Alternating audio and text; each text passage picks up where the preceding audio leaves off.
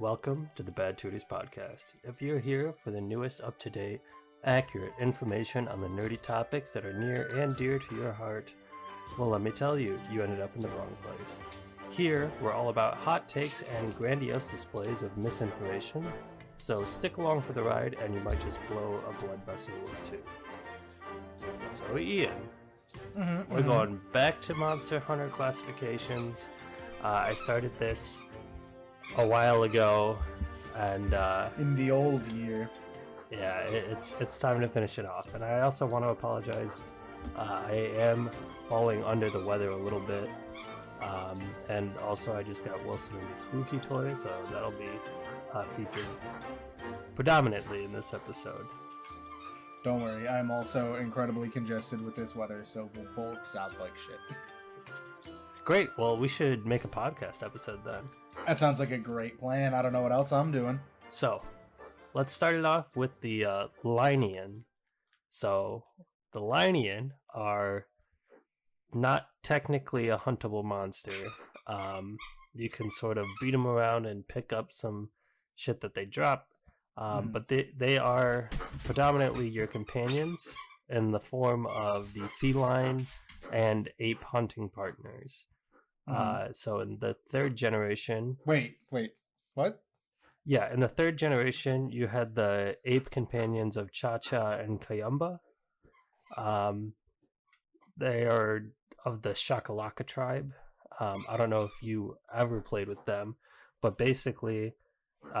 after second generation, they changed it up with who follows you around on quest, and they gave you oh my god, you had that terrifying guy? Holy shit. Hey dude, Cha-Cha and Kayumba were fucking G's, okay? Don't come at me with that bullshit. That acorn horn helmet is terrifying. Yeah, but you could change up their masks. I just hadn't seen him before.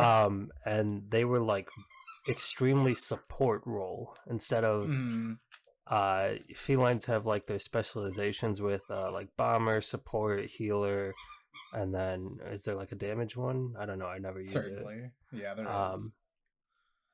But besides just Cha-Cha and Kayumba from the Shakalaka tribe, which are like Polynesian tribal little dudes, you have the Boa Boa, which are from Iceborne, whatever that region is. I can't remember. Hoarfrost Reach. Yes, thank you. So they have a civilization in the Hoarfrost Reach, and they're cool little dudes, you know. But yeah, that's the Linean. Not a whole lot to go over there.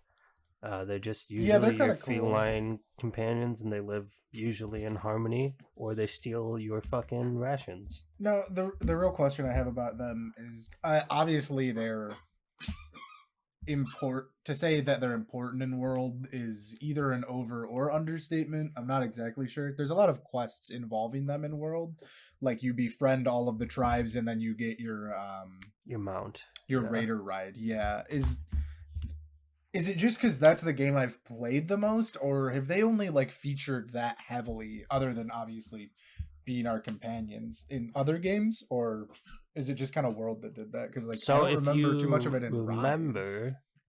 Certainly not in Rise. Rise is so fast paced. They cut a lot of that stuff out to focus on making the game run on a Switch, and then speeding up hunts. But in the older generation games, it was also the case that they were just there, and they were just little pests that would like steal your those are your first aids and Phoenix and Melanix or whatever they are. Phylinx and Mylinx or whatever. Phylinx and however it was. So that's pretty much all there is on Lineans. Very small part of the game.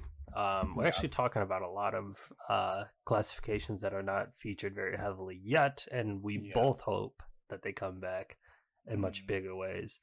Our next classification is going to be the fucking hell, this is going to take me forever to say. Temnoceron. And all I gotta say is look out arachnophobes. We have a very deep roster of the spider monsters up next. The first installment of these magnificent monsters came to us in our 4th generation game. And me and you, I think, both hold this monster fondly because it was so different and the fight was so cool. We have Nursilla and its variant Shrouded Nursilla. And then going even deeper into the roster, we have the final Temnoceron, Rachnakaraki, and its variant Pyre Rachnakaraki. The classification of these monsters, the way that they do it is they look like arachnoids. But this may shock you. The number of legs on these monsters might not matter at all. Nursilla only has 6 legs, and Rachnakaraki does have 8, which is how we classify arachnoids in real life. They do, however, both have the ability to produce silks or webs, and they have that very predominant thorax that they got that thick thorax. Yeah, it's thick, dude. It's thick. But yeah, that's kind of it for them. I mean, we love the fights; they're interesting. They're fun. Rachna's a bit of a pain in Rise, but it is a very cool fight. Really? I thought it was kind of a pushover because you get knocked so easy. You do. I guess the first time it was just faster than I thought. Oh yeah, it was like the first because we fought it the first time together as we were going through Rise, and it kicked the shit out of us. Well, but yeah, now that I've fought it more, when it uses its web to pull itself at like lightning speed, like across the screen, it's a little disorienting and it hits you for a lot. Yeah, when you're not ready for that jump as a great sword player, it's like, well, this monster fucks my life. Hold on. Yeah, I need to reevaluate real quick. What's really interesting with Temnocerons is that they have such unique attack animations and movesets that it's definitely a mix-up to what you're used to with they got real the 7 different skins of Rathalos and Rathian. Yeah, it's just they're a great monster type to sort of mix things up and add some refreshing fights, and we should see more of them. I don't know if that's going to happen in Wilds, though. We've said it in like every episode, bring bugs back. The bugs were fun fights. True. Don't bring flying bugs back. Maybe don't do that. You have to, but like it's fine if the flying ones don't come back. But bugs are so cool. Yeah. And they are we just love the variety mix up. It's always fun to see something that isn't dragon adjacent as much as the dragon adjacent, and straight dragons look great, but seeing a bug's more fun sometimes. Yeah. So Ian, I hope you have your ramekin of melted butter and you got that Old Bay seasoning close by, because our next grouping is the Carapacian. Probably one of my least favorites. Yeah, there's not a lot to say about this group. They're just crustaceans. They look like crabs, with one exception being a scorpion. What is surprising about this group is, yes, there's one from Frontier that is a scorpion. Oh, okay. I was like, what the fuck? There's so many one-off monsters that I don't know anything about. Yeah, what is surprising is kind of how deep this roster actually goes, unironically. It would seem difficult to make more than a few crab monsters that don't feel too similar. And if you recall, prior to 5th generation, Daimyo Hermitar and Shogun Centaur felt like the same fight. They were the same monsters, and one of them was maybe quicker, but they both had that annoying spit attack. They didn't really have anything. The only real difference is like one had a Monoblos and the other one was a Diablos, right? Yeah. That was like the actual difference. Yep. They both that's talking about the shell, yeah. But now their shells were the skulls of other monsters, which in fairness is fucking sick in Metal as hell. Like, it's very cool. Yeah. I just don't like the fight even a bit. In our 5th generation, though, we see Shogun get like what is it, Onagaren's sort of unique element of bleed that he applies. Oh fuck yeah, I forgot about that. Yeah, he sharpens his claws up to basically Yeah. swords and then slices you apart. It's great. But back to what I was saying, there are some more experimental environments like Frontier, Online, etc. And they have made 3 other large monsters in this category, including a siege, which is not actually, as I thought, a big ol' Shogun Centaur. It is a Shangoran, which looks like a gigantic, like coconut crab, and it coconut crab, is that the one I'm thinking of? I think it is. He looks like a Pikmin boss to me, or maybe not coconut crab, as well as a thing out of Kenshi. He looks like a lot of different alien things. Yeah, big, long crab legs with a Lao Shao lung skull. Yeah, crab, but like, what is he? 20 feet tall. Yeah, he's huge. He's a crab, but yeah, exactly. He's cool. I like him. Yeah. Let's get depressed and pour one out once more. Real quick, I looked up the fucking scorpion. What is it? Akaru. Yeah. However the fuck you say it. It's fucking sick. Crystal scorpion that it looks like it's probably lays spikes. Yeah, for real. This is a sick monster. Yeah. Frontiers Online, right? That's the online one, the MMO. Yes. Oh, okay. Yeah. Damn, that sucks. That's a cool. That actually looks like Celtos Queen as well. A little bit, kinda. Just because I'm seeing it next to just because I'm seeing them next to each other.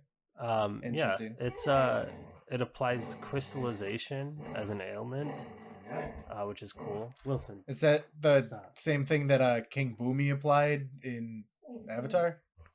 Sure. Do you know that very specific reference that I'm talking about? Yeah, when he's turning into when he's turning him into candy. Okay. Yeah. But I actually have no idea what it does in Monster Hunter because I didn't play Frontier because I did. Don't you have to have like a Chinese computer? No, that's online. Oh fuck. Oh, okay. Monster Hunter Frontier, I think, was closer to a worldwide release, or it was a Japanese release, so you didn't have to have a computer that was basically like the MAC address routes back to China, and you don't have to go through all the steps to get into China's internet. But all of that aside, let's get depressed and talk about snake wyverns. We talked about this in Monster Hunter Wilds episode. It only has one entry. The other one I don't accept as a snake wyvern. Najarala and its variant titled Najarala is a snake I ever fought. Through and through. No, I didn't get to it either. But it slithers, constricts, bites, and it has those sonic scales that explode at you. And then the other one is Remobra, which is fake. It's a wing drake monster. Yeah, it also that, but hey. It's a small monster that's a wing drake, and it has viper fangs and a poison element. So therefore, snake wyvern. Because and weirdly, that makes sense. Is normally fucking cracked for some reason. True. It always don't ask me why. It always has really great skills on it. I think I almost made it in Rise for a great sword build, which is insane. I think it has like critical draw insane. in Rise, right? Yeah, probably. But yeah, give us more snake wyverns, please. Yeah, we need them. Honestly, just give us Najarala back. I want more, but just give me that one back. That's fine. That's such a fun fight. Yeah, like I said in the last episode, I killed him many times just because he was fun. Yeah, and like I said, his set kind of sucked. unique. It was for just Monster fun. Hunter 2. Is like you don't need the set, you don't need any of the weapons, but like you're kind of getting burnt out on whatever it is that you are grinding. Well, you can always go back to your fun fights, and that was always one of them. Yeah, and it's not super hard, especially once you get the hang of it. So you could really just go smack him the fuck around. It was great. So let's talk about our next category. I'm gonna paint a scenario for you. Yep. You are fighting Kirapeko at MR2. Have you ever been in a situation where it all of a sudden turns into a Devil Joe fight? Many times, yes. Yeah, Other than the fact that I haven't fought Kirapeko, but yes. That's brutal. You haven't fought it? No, that was only in try. Or try. Dude, I keep forgetting that you didn't fight. You didn't play try. You didn't play try Enough. you. I only played try you for a very short amount of time because my friend had it. Or fuck, we just asked him about it. It might have been Freedom Unite. It's one of them though, and I didn't think he get was very talking far about in Freedom it. Unite. Yeah, I believe it was Freedom Unite. And I didn't get very far. He might have gotten a little further. but yeah, it's just a brutal situation where like you get ganked by a Devil Joe. But can you imagine a time when the Devil Joe eats the handler but doesn't finish the job? Now we're talking about depression. Now we're getting back into the depression area. True. The handler hate runs deep within you. The handler hate runs deep within our whole friend group. So it's not just me. That's true. It runs deep within the whole fucking community. If you are at all familiar with what a theropod is, you understand what a brute wyvern looks like then. If you're not, you just don't know that a T-Rex is a theropod. Correct. Theropods are those massive-bodied dinosaurs with powerful legs located near the center of their body, and that's also true for our brute wyverns. I think the most common brute wyvern is Baroth, just in terms of how many appearances we have gotten. But there are some great entries. I would like to submit Glavenus, Brachydios, Anjanath, and of course the Angry Pickle himself. I'd like to reject Glavenus and accept the others. I don't know. Glavenus is so cool. I just don't like that. You are a great sword hunter. I'm aware, and that's why there can't be two of us. There can't be two of us, and I don't want to see him. Cope. Correct. That's what I'm doing. But yeah, I think just the fact that Devil Joe is here in this classification, I would say makes it the most annoying classification of monsters. I don't disagree with that. That bypasses Piscine wyverns with Plesioth, because Plesioth is a joke if you bring Plesioth doesn't show up in the middle of a fight. Yeah. It's also one of my favorites, hot take. It's one of my favorite classes. Every fucking monster is in it, other than the next category we'll talk about as well. But Brachydios is one of my favorite fights throughout all of Monster Hunter. Yeah. Raging makes me want to kill myself, but it's still fun. Yeah. Especially in World. Fuck, that fight's fucking brutal. But that was one of my first monsters, I would say, that I ran into that I went, oh shit, this design is like really fucking cool. He's like a boxer, but his goop explodes. Like it's one of the, to me it was just that like, oh shit, this game has some cool fucking designs. I want to keep playing when he this. came in for you, it was was his weapons. Introduction as well? Yeah. Oh, I didn't know that. That's fun. It was get his weapons and then have everybody use his weapons. Sweep the fucking game. And then everybody has Blast Elemental and all of the enemies are exploding all the time. Yeah. It was amazing. Which is how I live by playing Monster Hunter to this day, to be sometimes honest. Monster Hunter is fun when everything just dies. Explodes. For a good chunk of the game. Blast Element is great. But yeah, I'd say the one Brute Wyverns and the one that you're about to talk about, you would agree make up the bulk of the roster. They're the bulk of the best, I would say. Flying Wyverns are Flying Wyverns are huge, that's true. But Ian, who's a good boy? It's not these K9 appearing Wyvern, that's for sure. Tyler, speak. No. Wait, the Fanged Wyvern. I'll be right back. Okay.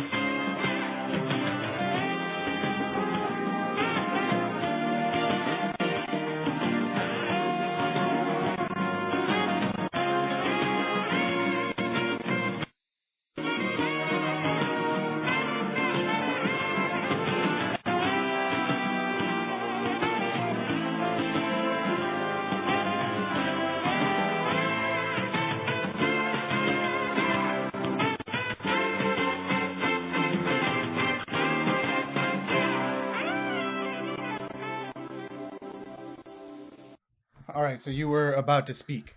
Yes, Yeah. of course. I was going to speak about the Fanged Wyvern. It You was were. first introduced in Monster Hunter Portable Third, which is when we got Zinogre for the first time. Okay, quick question. What, if you don't know this offhand, it's fine. What classifications of monsters were in Gen 1? I Not figured all this the big many. ones were going to show up at least. I You had figured the like Elder Flying Dragons. Brute and Fanged would be there at least. You had not Fanged. Yeah. You had Flying Elder Dragons, Brute, and Bird Wyverns. Okay. And that was interesting. it. But yeah, so Zinogre first came to us in Monster Hunter Portable Third. Mm-hmm. And Zinogre is probably the community's favorite monster. Yeah. And it's one of mine for sure. It's certainly up there in mine. My work wallpaper on my computer is a 3D vector art. Or sorry, those are that's antithetical. Is a vector art that I put a monocle and top hat on of Zinogre, and I think he's quite cute. Amazing. He's not my favorite monster, but he's a very good one. Holds a special place in my heart, that's for sure. Mm-hmm. I'm never disappointed when I see Zinogre, certainly. Yeah. The requirements to become or to be classified as a Fanged Wyvern is to be a beast-like wyvern with highly developed limbs. They're quadrupedal and have wingless forelimbs, which is important. What does fucking beast-like mean? Everything else there made sense. Beast-like is not something. Getting away. Brachydio seems beast-like to me. What the fuck? Certainly, but he doesn't have. He does not have the other things. He's not. That's just beast-like stands out as like not an actual beast-like gets them away from the draconic sort of feel.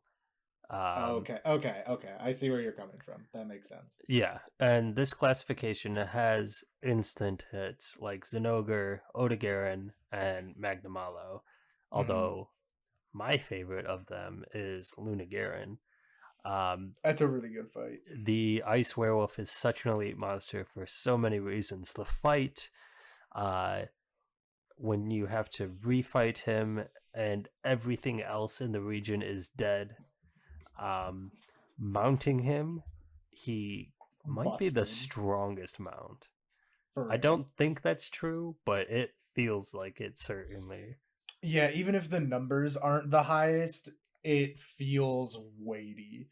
I think it's probably just because he gets in like 8 fucking hits if you do it right. It also kind of feels like the only monster in Rise that you had to try to like get the optimal damage. Like you didn't have to try and you could do good damage with Lunagaron. Yeah. But like if you position him correctly on a mount, you're going insane and getting like 8 hits. Where every other monster is just like hit the buttons, they'll probably die. You taught me 100 hours into the game that Wyvern riding had different attacks if you did directional inputs. That's how little it fucking mattered.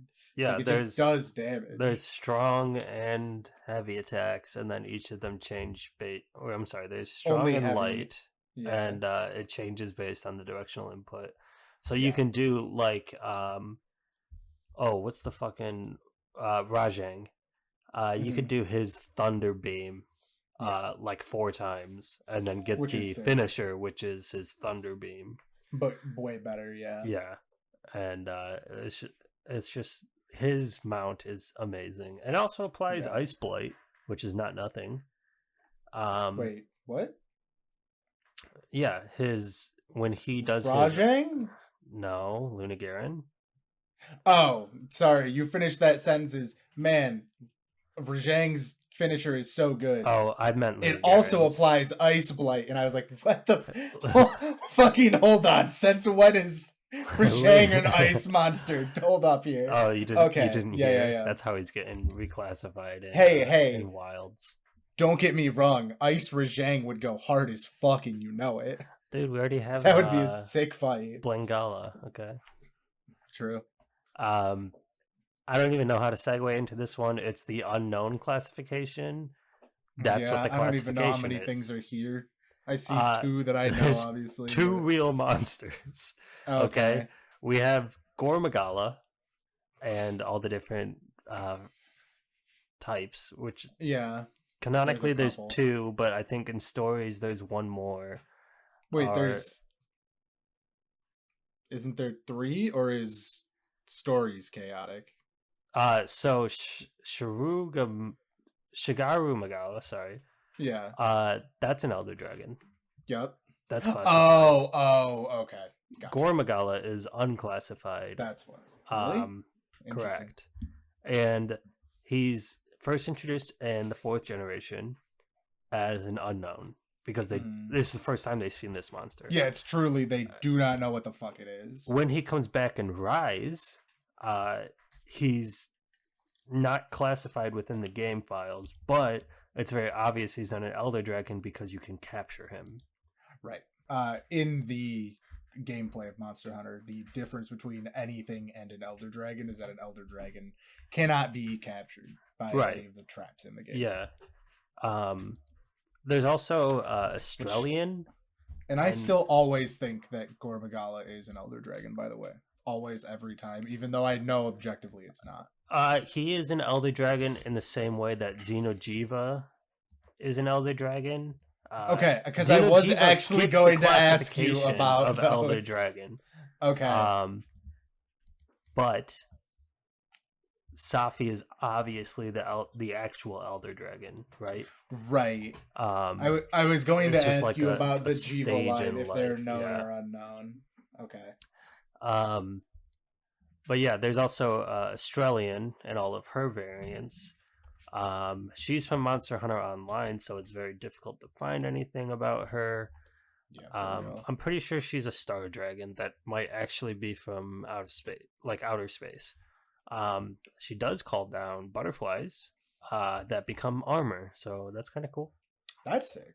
But I don't know if Space Dragon is cool or dumb within Monster Hunter. I think it's dumb because that's where the first elder dragons were supposed to have come from.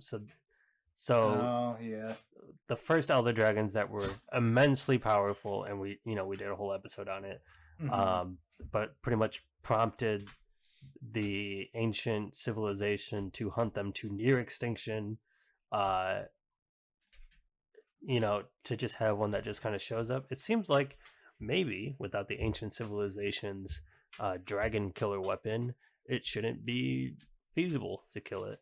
But I guess it is. Yeah. So that's neither here nor there.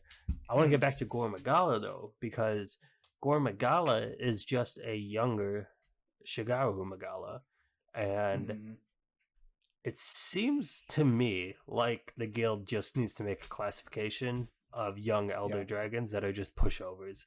Like Xenojiva is a fucking joke. Even when you fight it at that point in the game, it's such a wash of a fight. It's a cool spectacle, but it kind of feels like when you hit a certain point of bigness in Monster Hunter, which that's definitely a word. Bigness. Yeah. When they become that monstrously bigger than you, it just kind of like, they have massive hitboxes, but they're also so big it feels less hard to get around them in a weird sort of way. No, I agree, because they're not moving as fast. Which is why Call of Taroth still sucks, because that thing is way too fucking fast for how big it is. Yeah. So for Gormagala to become a Shigaru Magala, it has to go through a molting process. It sheds its skin, it gains horns permanently, and eyes all of a sudden. However, there is a chance that this process is interrupted, often by another Shigaru Magala that doesn't want to give up its territory or compete for it. And so it will interrupt the molting process of a Gormagala, and that's how we get a chaotic Gormagala, where literally half of the Gormagala has molted and the other half has not. It is a very cool fight, and the theme music is epic. It combines Gore Magala and Shigeru Magala's themes, as well as the Apex theme. And that was... I'm in that area of Rise right now, where I'm just grinding for the end game, and I'm on the sort of final content of the game. And that's one of them, and it's so cool. And it's set as a very cool ability where it switches your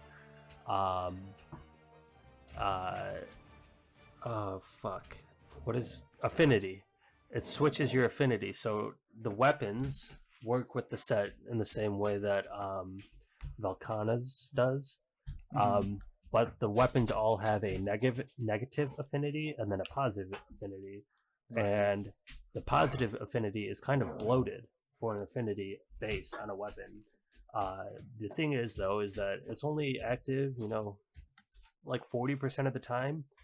And then when you activate the armor skill, I think it's with the skill swap, you get the positive affinity and you just go crazy, which is really cool.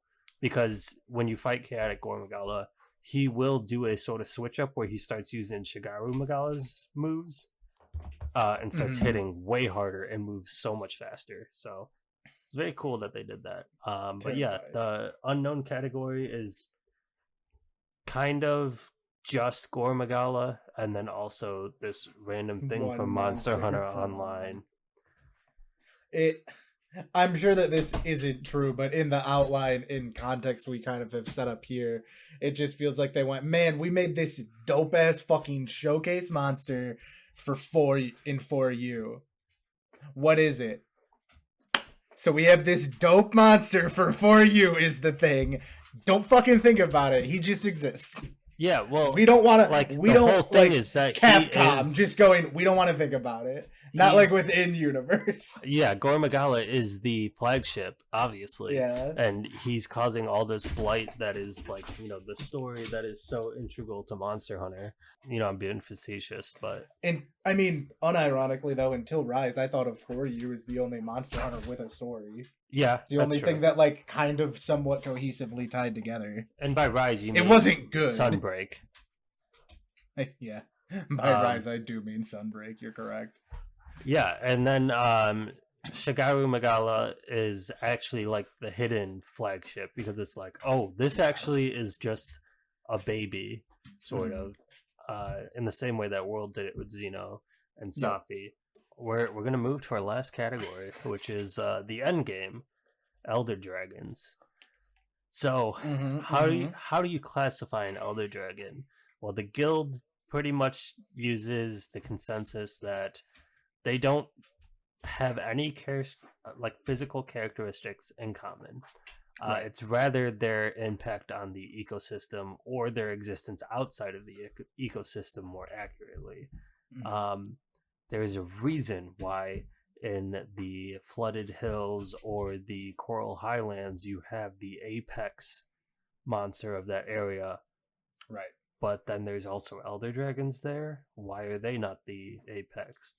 And it's because when Elder Dragons are allowed to run free, they would completely wipe out that ecosystem, just based on the power differential. And it's in the past they were said to have been worshipped as gods because of that power differential. But now the guild keeps them in check whenever needed, which is why you don't start fighting them until you are a master rank or high rank hunter, where they're like, okay, you know your stuff, you can go take this guy on. So I think we've talked about this a little bit in the past. Obviously, we've for sure outlined that, you and I kill 50 Teostra. Right. In game, we only kill 1. It is true still, though, that Elder Dragons, they're not one-ofs, but they're way rarer based on that. Yeah, so you can think of them as like an anomaly to appear in an area where it's like, oh my fucking god, there's an Elatreon. Yeah, that's why like Elder's Elatreon is Recess strong is enough. a discovery in Yeah. Gold. Elatreon is said to be strong enough to end the civilization, if not checked. Same with Fatalis and Safi Jiva, as well as one from Frontier. Can't remember it. Doesn't matter. But because they're so strong, they used to be worshipped as gods, and now the guild keeps them in check. I don't think it would be very useful to go into any specific Elder Dragons here because they are all unique. So yeah. And most of them are cool enough to warrant a deeper than surface discussion. I'll never talk about Narwa and Ibushi. They are lame fucking balloons that you have to hit way too many times. And their fights are fucking... Is their lore cool, though? Because their fights do suck, you're right. No, their lore is not cool. Their lore sucks, too? Damn. Yeah, they're like... I mean, I'm sure it was in... because they're like... I don't know, fucking... Then they woke up and like, oh, all the monsters are rampaging now. And they take over like the adorable little Wyverian handlers. I just hate it all. I suppose technically the question of is their lore cool is dumb. Because like some lore for Elder Dragons, I don't know because they don't really talk about it. So it could be cool and I'm just unaware. All of the lore for those two is the plot of Rise. And we literally just said how the front half of Rise's plot is not only non-existent, but really not very good. Yeah, Sunbreak is... That's fair. Sunbreak is a redeeming light of Rise. It made the game, honestly, miles better. But, I mean, with all that, we've covered all of the classifications, talked about them. There's a little bit of depth to the classifications, but it's not really too bad. I really want either a completely new classification or a new snake or a new spider. That's what I want. What do I think we'll get? Snake is due. A new Elder Dragon for sure. Yeah. Probably like 6 new Fanged Wyverns. We'll get a couple new Elder Dragons, I think. Yeah. And then, we're going to see the return of, the standard lineup. Rathalos, Rathian. I would honestly say Rathalos, Rathian, Zinogre are the big 3 you can always count on being there. Yeah, you also always have Baroth. I feel like he's included in every game. I can't disagree with that. He's there. He's fine. I don't or dislike Baroth. You need the little chumps to beat up on. You need training monsters. Yeah. But that's all I got for you guys. Sorry it's a shorter episode, but I feel like shit. I wrote this script in an hour, feeling like shit. Yep, I know that feeling. I've written those scripts before. So. But that'll conclude our classifications. Next we're going... obviously the next episode I will be talking about more SCP. But for your next Monster Hunter one, are we going back into history or are we kind of grabbing Monster Hunter until Wilds for a bit? I don't know. I've got a couple things kicking around in my head, but I don't know where I want to go. I might want to get away from Monster Hunter for just a second. Yeah, I feel like we both needed something big to talk about, so we had content, just to be perfectly honest. And now that we've locked in longer stories, immediately we both found other things that we want to talk about just as much. Yeah. Which is great because it means we still have things to talk about, but also it feels like I can't do another thing until I finish my story. I can't. I've been doing it for too long. I have one more thing that I want to talk about, and it might be more than one episode. Okay. And I talked about it in the Fatalis episode. I was gonna say, I think I know what you want to talk about still, yeah. But yeah, we'll see. All right. Well, I think that'll do it for us this week. We hope you have a great rest of your weekend, day, night, whenever you happen to be weekend day. That's the one. We hope you have a great rest of your weekend day, whenever you happen to be watching this or listening to it. As a matter of fact, oh, I'm off my game tonight. Jesus Christ. But until you hear us next, I've been Ian, and I'm always Tyler. Wilson, any closing notes? Any closing notes, sir? You've been talking all episode. Now you choose to stop? Anything? Nothing? Alright. Nothing That's from it. Wilson. That's it. Play the end credits. Bang! Hit it, Joe!